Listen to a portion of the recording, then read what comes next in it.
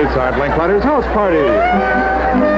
From Television City in Hollywood. And now here's the star of our show, Art Linkletter.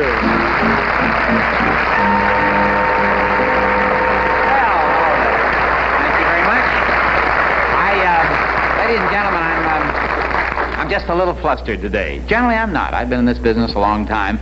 In fact, I'm flustered enough I might drop an ad lib or two here and there because I'm so delighted and so tickled pink by our guest star today because she's an old personal friend. I've admired her so much through her career. She's beloved by everybody in Hollywood.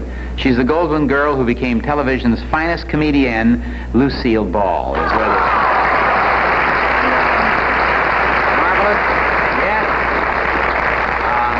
I love Lucy just as you do, and I'm so pleased that she can join us today. You see, Lucy and I are neighbors, too, on the radio.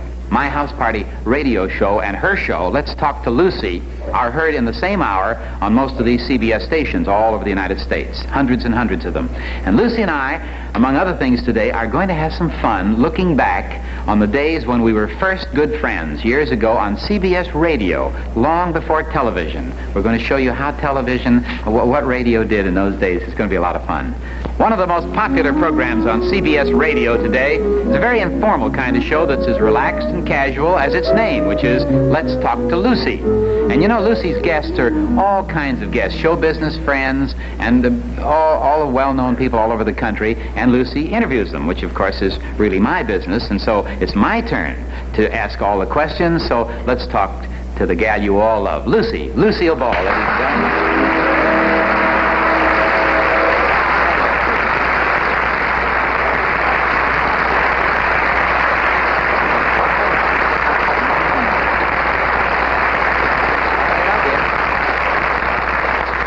Nice to hear that applause, isn't it, Lucy? Because that tells them that they love you. That's not demand applause either. That just came boiling up right out of the audience. No signs, nobody rushing back and forth giving them signals. In fact, interestingly enough, I introduced lots of guests on this show, and would it interest you to know that the only other person in the last 10 years that got this much applause like this was Dick Van Dyke. They love him, too. I can understand that. Dick is a very popular new star. That's my favorite show on television. Incidentally, you've done so much television. I don't have time to see your show. I'm working. I know you are. You work an awful lot. And that's I work in the daytime. Yeah, but I mean, people say, what is Lucy doing adding a radio show to the job of being the head of a big studio and doing a big television show? Well, it gave me a chance to talk to people, my friends, like yourself, and interview them in a way that I think the audience gets a chance to meet them for the first time a little differently than they do in like fan magazines. Mm-hmm. I don't dig the fan mag type of interview. It is kind of fakey, but yours, also the show, I think, gives you a chance to be yourself. And I think that's fun. Isn't it satisfying to say some of the things as Lucille Ball, not the comedian? Yeah, now that I think of it, that was the reason I wanted it. Yeah, it's the first time I haven't played a character, that's right. You can just be yourself. The Yeah. kind of gal that we all know here in Hollywood who is probably, before she's a star, is a mother, and a devoted mother. And your two kids that I've seen grow up, how old are they now? Desi was 12 a couple of weeks ago, and Lucy's 13 and a half. Oh, and are they showing any show business inclinations? Yes, they're pretty hammy. How can they fight that heredity? They love to perform, they really do. Any music? Yes, Desi plays the drums, and he belongs to a combo or two and performs every chance he has. And Lucy's more reticent about it, but very talented. Uh-huh. How are they in schoolwork? B+. Oh, then they don't ask their mother for help. Yes, they do, and I can't help them with very much. With a B+, Especially I the know. math. The math. I'm going to have to go back to school.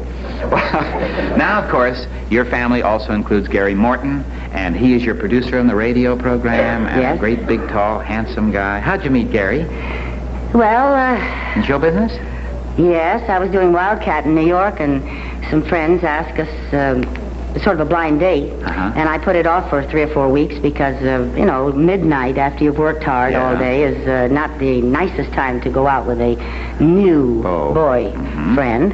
And so I sort of said no for a while. One night I was hungry and I wanted pizza, and there he was. gastronomic romance. And now, of course, in addition to being on the radio 5 days a week, interviewing all of her friends and her family, which takes an important part in her life, in her studio, you've taken on a tremendously important job that I had about 3 years ago. Such a rewarding job. The national chairman of the Easter Seals. And as such, you're going to have a big thrill in a week or two, aren't you? Yes, I am. Back to the White House. Yes. And a few other places. New York, Chicago. Mm-hmm. You'll be traveling. I think Hedda did it the year after I did it. And the year I was the Easter Seals chairman, President Kennedy was in the White House, and I had the thrill of meeting him and being photographed. And so the Easter Seals will have a wonderful chairman in Lucy, who does, of course, a lot of other charitable things. Are you a businesswoman? Do you really sit back at the big desk? I sit back at the desk. But I listen a lot. That's good. And I cry a lot. In a moment, Lucy and I are going to take you back to the early days of radio. Both of us were in that medium up to our necks before television ever came along. We're going to show you what a radio show looked like in the studio, back of the microphones, as it was being broadcast. And we'll be back in just a minute, Lucy. Now here's a message about new Final Touch fabric softener. In the early days of radio, you know, we all stood around in the studio holding scripts and reading all the lines and doing the things that you heard instead of saw. And the unsung hero of every radio drama was the sound effects man. He made the whole world come to life right before your eyes, that is, through your ears. So today, we're going to show you what a radio show of the good old days looked like in the studio as it was being broadcast. Now, of course, I'll play the star, but this is my show, you know. Jack Slattery will be the announcer, and Lucille Ball will be the sound effects man.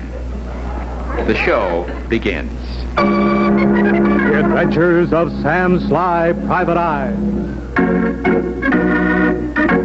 Sam Sly, crusader for justice, who has sent 1,000 public enemies to prison. Tonight, Sam Sly is driving down a remote country road in his high-powered car.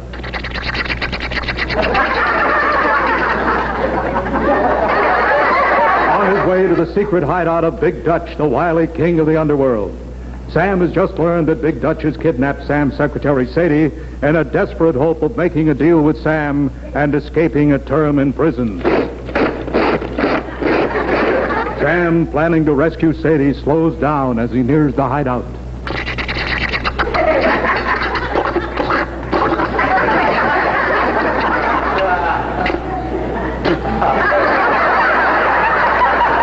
Close to a stop with his lights out. Very softly, he opens his car door and slips out. Sam speaks. Sure is windy tonight. Windier than that. I think I can sneak inside the basement by jimmying this window carefully. It's so dark down here. It's so quiet you could hear a pin drop. A pin. That was a fraternity pin. Oh. This place gives me the creeps. Listen to those mice running around.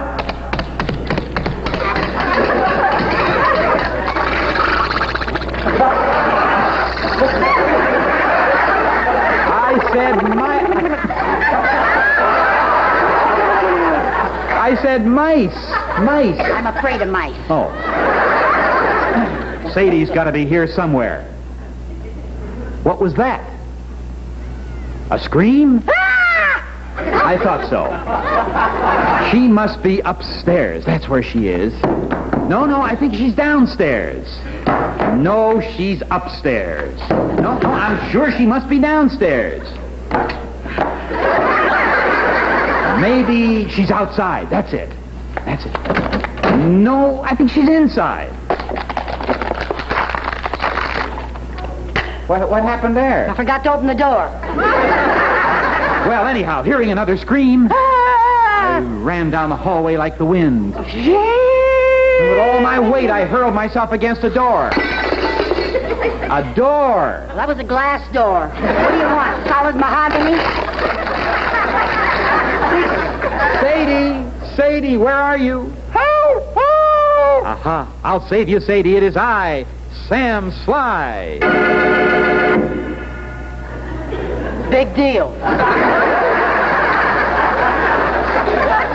Aha! She must be in this closet. Sadie, baby, you look shocked.